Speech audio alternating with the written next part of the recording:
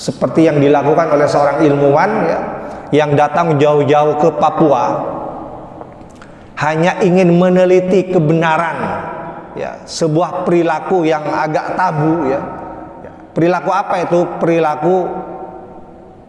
Perilaku yang kita sebut perilaku seksual masyarakat pedalaman ya. Bagaimana caranya membuktikan itu? Tidak tanggung-tanggung ya. Dia datang jauh-jauh ya, dari kampusnya ya. Tidak cukup dengan wawancara, tidak cukup dengan observasi, dia melakukan langsung dengan cara nikah dengan orang di sana, supaya benar-benar persis tahu bagaimana perilaku seksual keseharian mereka. Jamaah yang berbahagia, ini cerita bagaimana seorang ilmuwan di zaman modern melakukan pembuktian kebenaran dengan cara seperti itu.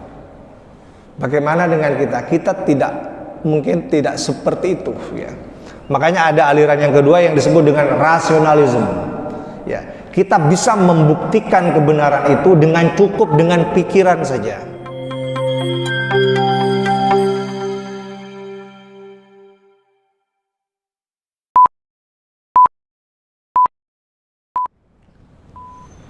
Bismillahirrahmanirrahim. Assalamualaikum warahmatullahi wabarakatuh.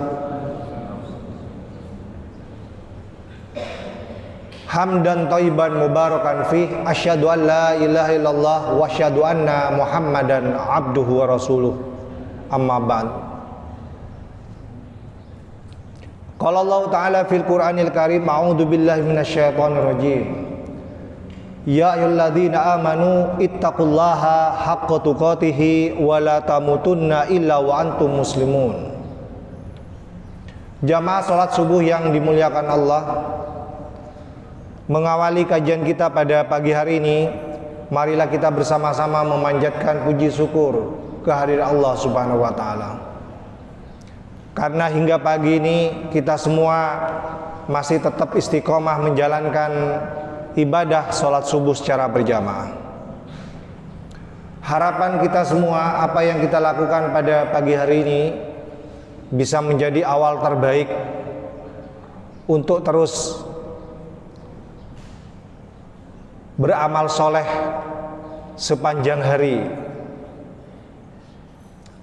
Oleh karena itu, sekali lagi, ini adalah amalan terbaik yang kita sebut dengan ahsanu amala.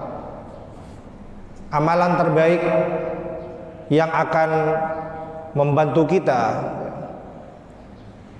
agar keseharian kita dipenuhi dengan berbagai kebaikan-kebaikan.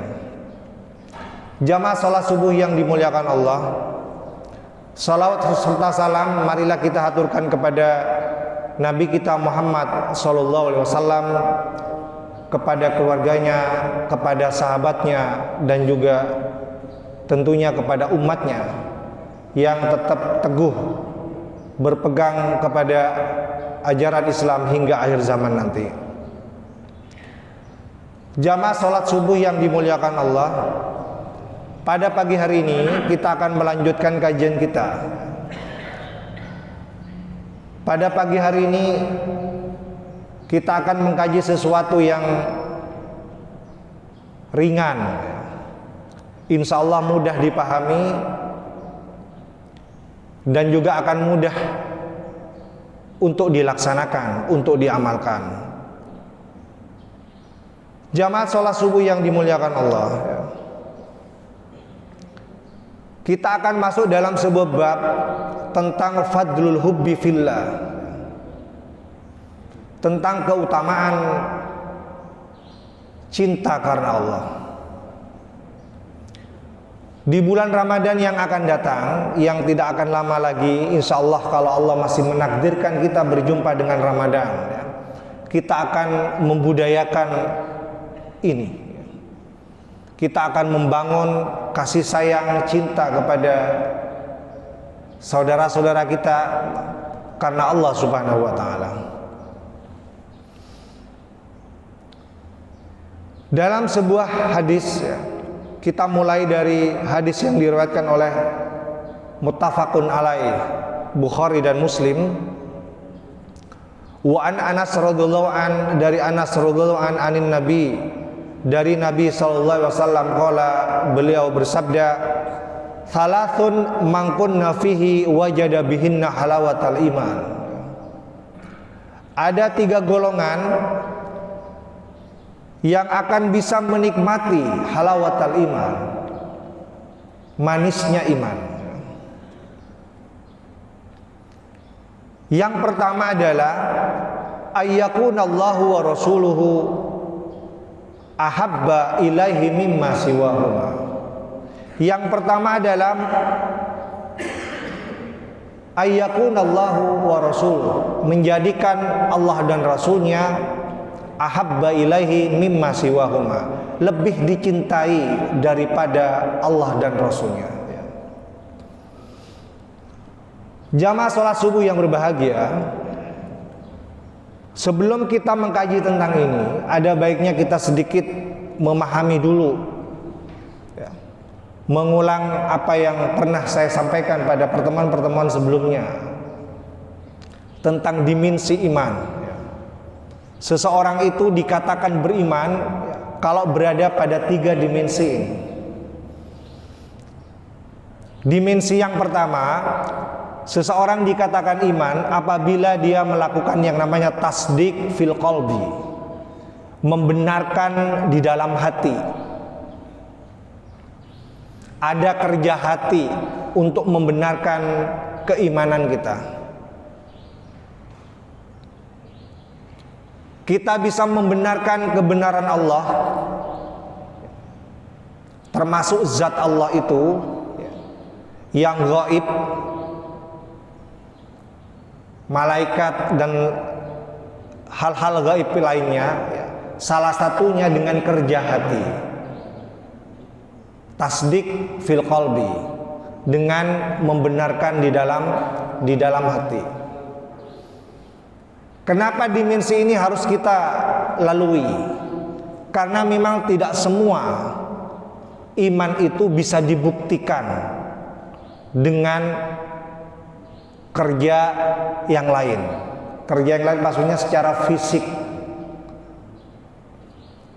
Saya ulangi sekali lagi, tidak semua kita mampu membenarkan keimanan itu secara fisik. Jamaah yang berbahagia, ini penting saya ulangi kembali karena kita sekarang hidup di zaman modern, di mana ilmu pengetahuan kita itu berbasis materialisme. Seseorang akan sampai kepada sebuah kebenaran kalau itu dibuktikan dengan hal-hal yang sifatnya material, sifatnya fisikal.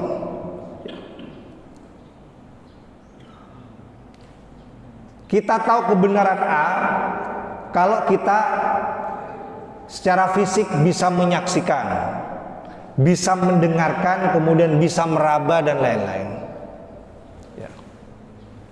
Itu salah satu yang khas dari ilmu modern yang kita kembangkan sekarang di berbagai sekolah dan kampus. Jadi untuk membuktikan sebuah kebenaran dibutuhkan pembuktian secara fisik, secara materi.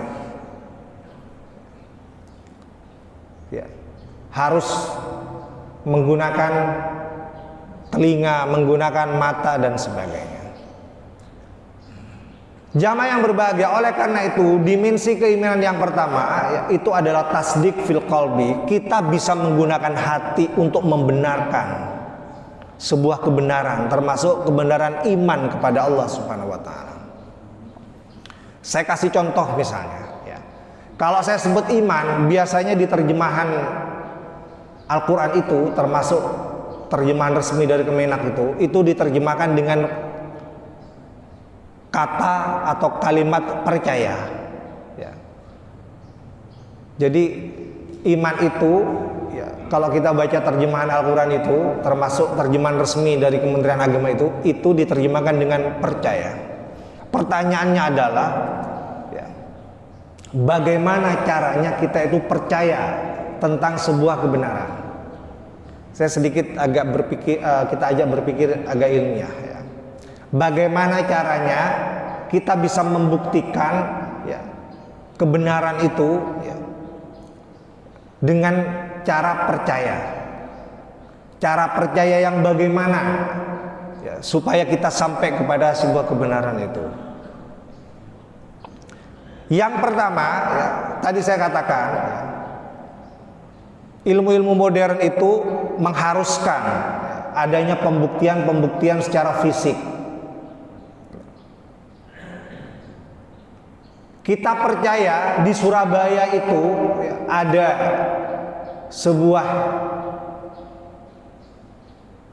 lapangan besar ya, atau di Sidoarjo ya, kemarin yang dipakai oleh teman-teman NU itu ya, Delta Sidoarjo ya. Kita tahu di sana ada ya sebuah stadion yang namanya Delta Sidoarjo itu.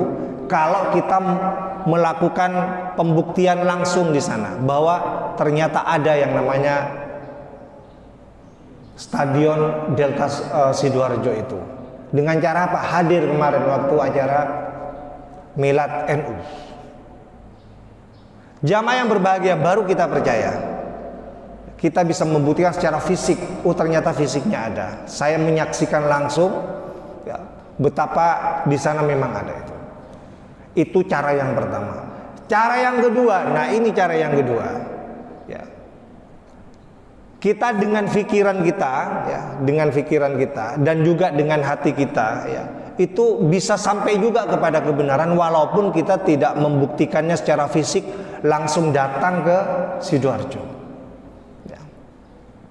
Jadi ketika disampaikan ada berita bahwa di Sidoarjo ada yang namanya Delta Sidoarjo, kita percaya. Ya. Padahal kita belum pernah nyampe ke sana. Kemudian contoh yang kedua, supaya kita semakin mantap gitu. Kalau saya misalnya sampaikan, mohon maaf ya, kotoran hewan itu rasanya tidak enak.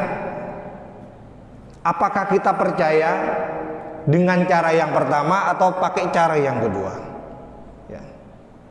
Saya sampaikan misalnya, kotoran hewan itu tidak enak. Bagaimana cara membuktikan bahwa kotoran itu tidak enak?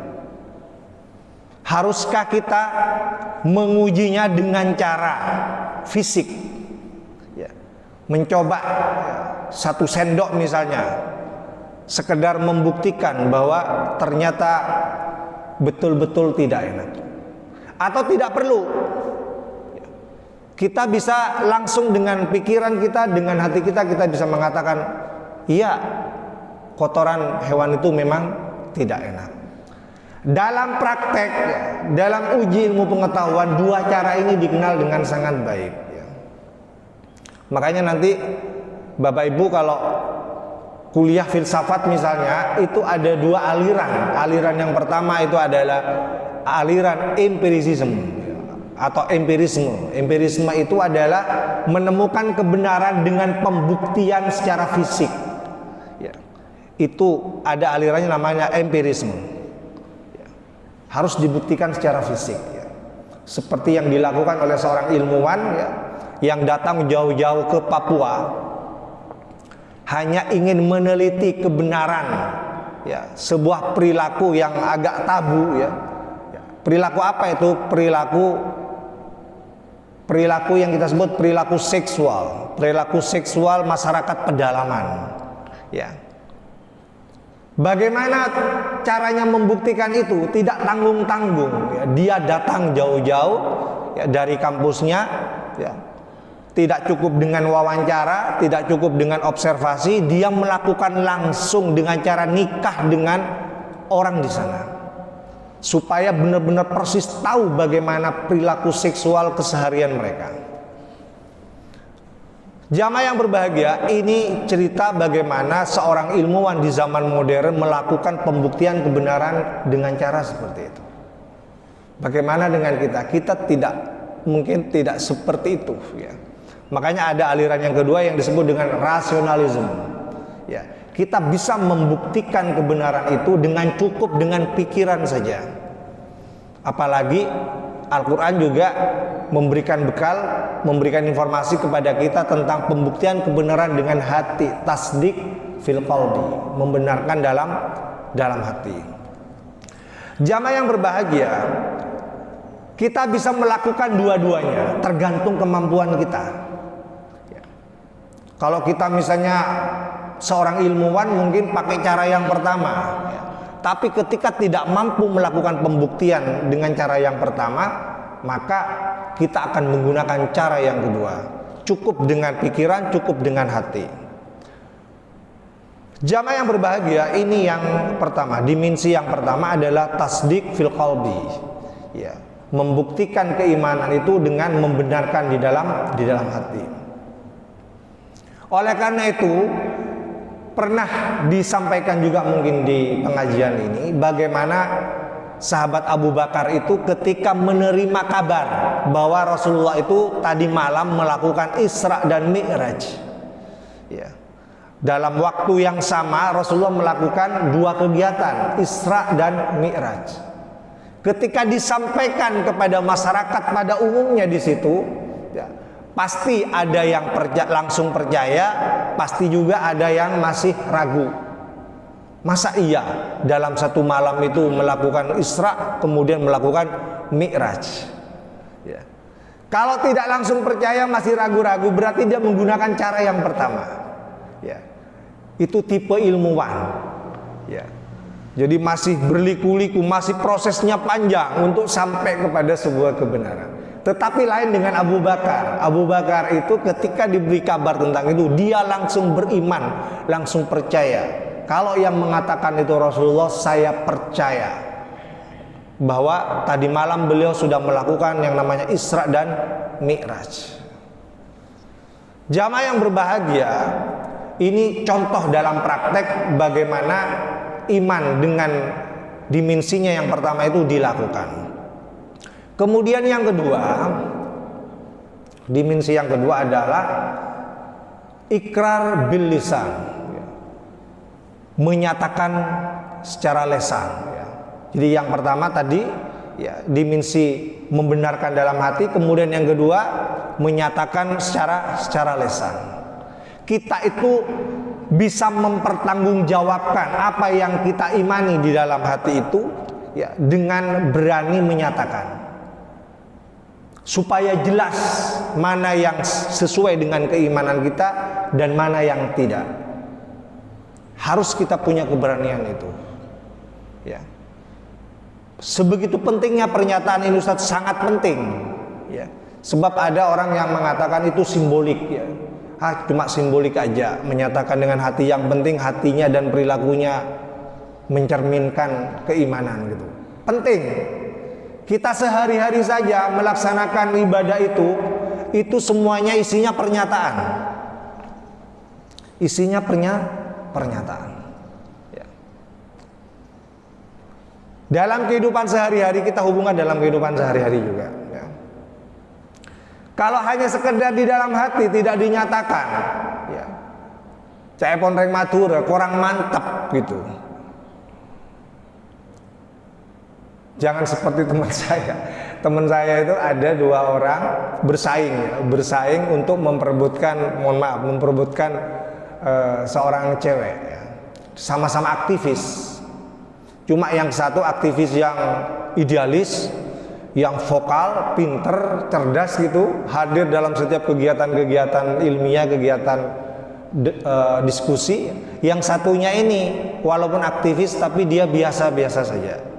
Ya. Nah, dua orang ini bersaing untuk memperebutkan seorang cewek. Yang pertama, yang tadi saya katakan dia vokal, orangnya pinter, ya kan? Karena sangat idealisnya, ya, ternyata tidak menjamin seorang yang idealis itu punya kepercayaan diri, punya keberanian untuk menyatakan. Nggak tahu apa saja yang dipertimbangkan, ya. Masih cari waktu lah, masih cari tempat yang tepat lah gitu, tidak to the point, ya. Jadi akhirnya kesalip. Kesalip sama temennya yang sesama aktivis yang dia tidak sama seperti dia, ya. Dia jujur saja, lurus gitu. Langsung dia nembak, dalam bahasanya anak muda nembak, dan itu diterima. Kalah dia bersaing. Jamaah yang berbahagia, sekali lagi, walaupun dia cerdas, walaupun dia pinter, ya, tetapi dia tidak punya keberanian untuk bicara, mempertahankannya, ya, dengan pernyataan, ya, bisa saja dia kalah dengan yang biasa-biasa tadi, ya. Makanya Rasulullah mengatakan, ketika ditanya oleh seorang sahabat, ya, sahabat bertanya, "Qulli, katakan kepadaku ya Rasulullah, ya, fil Islam, tentang Islam, qaulan, sebuah perkataan, ya, la as'alu anhu ahadan ghairaka, di mana nanti saya tidak akan bertanya kepada orang lain selain bertanya hanya kepadamu saja, ya. Katakan kepadaku tentang Islam sebuah perkataan, ya, yang perkataan itu, ya, hanya saya tanyakan kepadamu dan tidak akan pernah saya tanyakan kepada yang lain." Apa kata Rasulullah? Bagaimana jawabannya? Rasulullah menjawab, "Qul, katakan." Nah ini, katakan, nyatakan. "Amantu billah, aku beriman kepada Allah, tsumastaqim," kemudian kamu istiqomah dengan perkataanmu itu, ya. Jadi iman itu harus dinyatakan. Qul, katakan, "Amantu billah, aku beriman kepada Allah, tsumastaqim," kemudian kamu istiqomah dengan apa yang kamu katakan itu. Jamaah yang berbahagia, sekali lagi menjadi penting, ya, pernyataan itu sebagai bagian daripada keimanan, ya. Kita saja kalau di kegiatan transaksi itu semuanya itu kan selalu disodorkan dengan pernyataan-pernyataan, ya. Kita nggak mau kalau misalnya sekedar percaya saja gitu kan, nggak mau. Biasanya tetap ada pernyataan, ya, sebagai bentuk pertanggungjawaban kalau kita sudah melakukan transaksi atau perjanjian, ya. Jamaah yang berbahagia, itu yang kedua. Kemudian yang terakhir, dimensi yang ketiga adalah dikatakan beriman kalau kita melakukan yang namanya al-amalu bil arkan, mempertanggungjawabkan dengan adanya amalan. Wal amalu bil arkan, kita buktikan dengan amal perbuatan, ya. Yang kita benarkan dalam hati, yang kita ikrarkan secara lesan, kemudian kita buktikan dengan amal perbuatan. Itu dimensi iman. Dikatakan beriman kalau kita masuk dalam 3 dimensi itu. Nah, kembali kepada hadis yang saya bacakan di awal tadi, orang akan bisa merasakan nikmatnya iman, ya, ya, kalau memenuhi 3 hal ini atau salah satunya, ya. Yang pertama adalah ayyakunallahu wa rasuluhu ahabba ilaihi mimma siwahum. Manakala dia bisa mencintai Allah dan Rasulnya dari selain keduanya. Kita kembali kepada dimensi yang pertama tadi. Gimana caranya kita bisa mencintai Allah dan Rasulnya? Wong kita nggak pernah ketemu, iya kan? Dengan Allah kita nggak bisa ketemu, ya. Nabi Musa saja yang minta ketemu aja nggak mampu untuk menyaksikan langsung zat Allah itu. Nabi Ibrahim yang kemana-mana cari Tuhan, ya, mulai dari bintang, bulan, matahari saja keliling kemana-mana itu, iya kan? Itu juga tidak mampu. Nah, sementara kita yang hidup di zaman modern ini, gimana caranya kita cinta kepada Allah dan Rasulnya? Ya, sementara kita tidak pernah bertemu dengan Allah, kita tidak pernah bertemu dengan Rasulullah. Makanya perlu adanya dimensi yang pertama tadi itu, tasdik fil qalb. Kita membenarkan di dalam hati, kemudian kita berpikir tentang itu. Jamaah yang berbahagia, kenapa semangat cinta ini perlu kita hadirkan di zaman ini? Ini untuk melawan cinta-cinta yang lain. Karena di dunia ini, di zaman modern ini, kita selalu digoda dengan cinta-cinta yang lain. Apalagi digoda dengan cinta-cinta kesenangan duniawi yang sering saya sampaikan. Sulit kita lawan, ya. Jujur saja, ya. Saya pribadi juga punya pengalaman sulit sekali, ya. Kalau cuma sekedar membenarkan dalam hati, kemudian menyatakan secara lesan, ya, kemudian bagaimana membuktikannya secara perilaku, ya, mewujudkan yang pertama ini memang agak sulit, gitu. Apalagi kita hidup di zaman modern, ya. Gimana coba? Ya. Kita tidak bisa merasakan langsung sekarang juga cinta kita kepada Allah dan Rasulnya. Yang ada di depan kita itu cinta terhadap dunia, karena setiap hari kita mencari dunia, ya. Kalau dunia bisa kita langsung nikmati sekarang juga, kita mau apa? Mau beli mobil, punya uang bisa langsung kita nikmati mobil.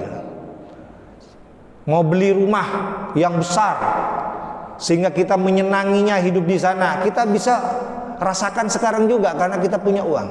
Nah sekarang gimana kita bisa merasakan nikmatnya iman, hadirnya Allah dan Rasulnya itu di dalam kehidupan kita sehari-hari? Oleh karena itu sekali lagi 3 dimensi iman itu harus kita kuatkan, ya, di dalam hati kita, di dalam pikiran kita, di dalam perilaku kita. Jamaah yang berbahagia, saya berkali-kali bilang, kita itu kalau sudah digoda dengan kenikmatan dunia itu sulit, ya, sulit sekali. Silahkan Anda kuatkan idealismenya, ya. Mungkin ada anak-anak kita yang dari kampus itu, kalau di kampus itu kan idealis sekali, ya. Kalau disuruh mengkritik itu, waduh, luar biasa. Itu yang kemarin demo-demo juga itu, ya, itu kan mereka-mereka yang katanya sangat idealis gitu, ya.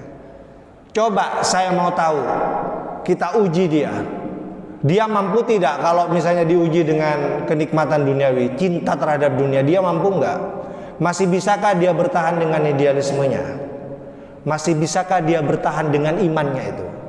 Kalau kita uji, diberikan kesempatan misalnya, diberikan kesempatan untuk menjadi orang kaya, diberikan kesempatan untuk menjadi seorang pejabat, bisa nggak dia bertahan dengan imannya, dengan pikirannya yang selalu masjid gitu? Bisa nggak dia bertahan dengan idealismenya, dengan imannya yang di kampus itu ilmu gitu? Belum tentu. Tidak ada jaminan untuk itu, ya. Karena saya sekali lagi saya pernah mengalami juga, ya. Sulit sekali. Saya ada teman, mungkin pernah saya ceritakan di sini, teman S1, ya, punya prestasi yang sangat luar biasa. Terakhir yang sangat terkenal itu, beliau itu mendapatkan penghargaan karena dianggap sukses menangani kasus bom Bali 1, ya. Masih ingat tahun berapa itu bom Bali 1? Tahun 2002, ya. Jadi ketika terjadi kasus bom Bali 1 itu jaksanya itu salah satunya teman saya, teman waktu S1. Nah, atas prestasinya itu, ya, kemudian dia diberikan penghargaan, ditarik ke Jakarta, ya, ke Kejaksaan Agung. Singkat cerita, ya, apakah dia masih bisa bertahan dengan ujian kenikmatan yang terus bertambah itu? Tidak bisa juga. Dia tidak bisa mempertahankan idealismenya ketika dia menjadi jaksa di Bali. Ketika dia di Kejaksaan Agung, ya, dia tidak bisa. Dia kalau diteror dengan SMS, dulu nggak ada WA, ya, diteror dengan SMS, diteror dengan telepon, itu nggak mempan, biasa itu sudah kerjanya jaksa, itu biasa. Diancam mau dibunuh, itu biasa. Yang tidak biasa itu kalau dia diteror dengan ini, dengan uang, ya.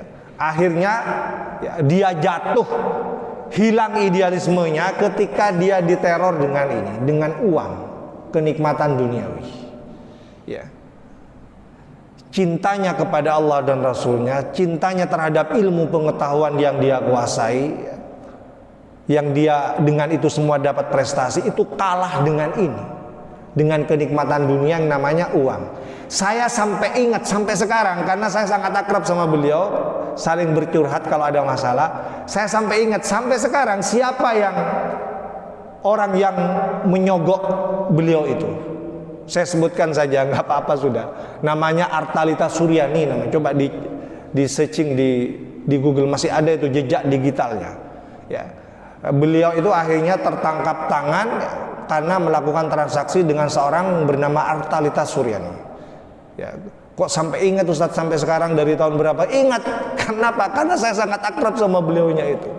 Itu bukti real, bukti nyata bahwa kita itu kalau dihadapkan dengan cinta terhadap kenikmatan dunia, ya, itu bisa minggir cinta-cinta yang lain, termasuk cinta kepada Allah dan Rasulnya.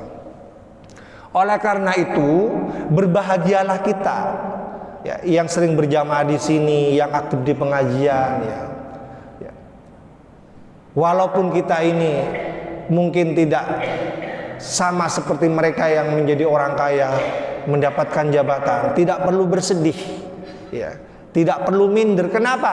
Ya, karena kita khawatir seperti yang saya ceritakan tadi. Kita tidak mampu mempertahankan cinta kita kepada Allah dan Rasulnya ketika dihadapkan dengan cinta terhadap dunia.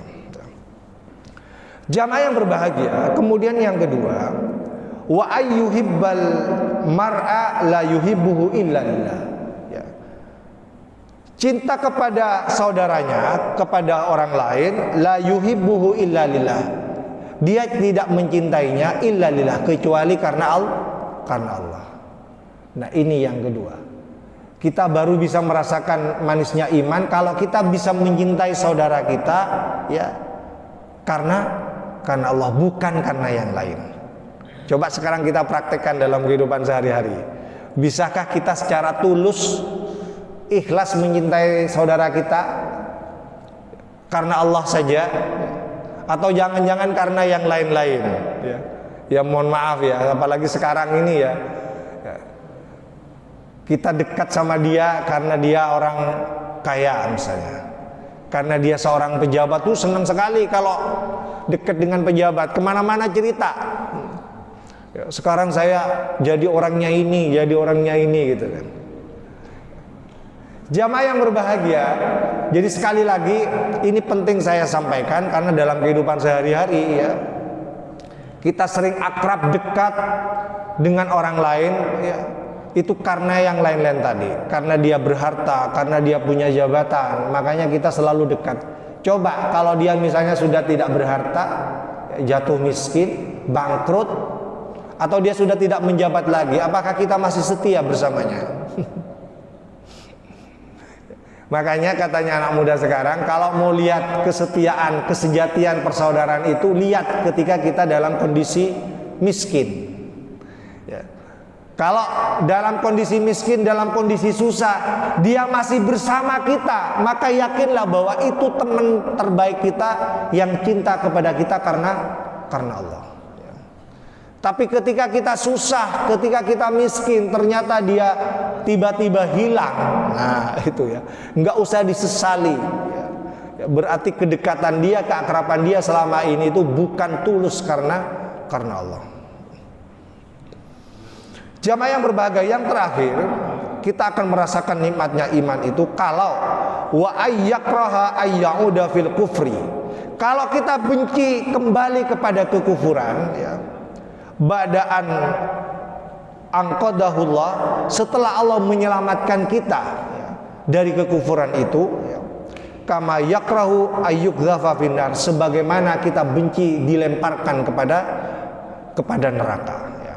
Jadi ini yang ketiga, dikatakan dia beriman, bisa merasakan nikmatnya iman kalau yang ketiga ini bisa kita nikmati. Apa itu? Kita benci kembali kepada kekufuran setelah keimanan. Kita ini sudah menemukan jalan iman. Jangan sampai kemudian kita kembali kepada jalan kekufuran. Kalau kita sudah mantap di jalan keimanan, maka tanamkan di pikiran kita, di hati kita, selamanya kita akan benci dengan yang namanya kekufuran. Sebagaimana bencinya kita ketika kita mau dilemparkan di api neraka. Makanya untuk menjaga keimanan itu, ya, ketika ditawarkan hal-hal yang kufur, ya, harus muncul di pikiran kita bahwa itu neraka itu. Ya.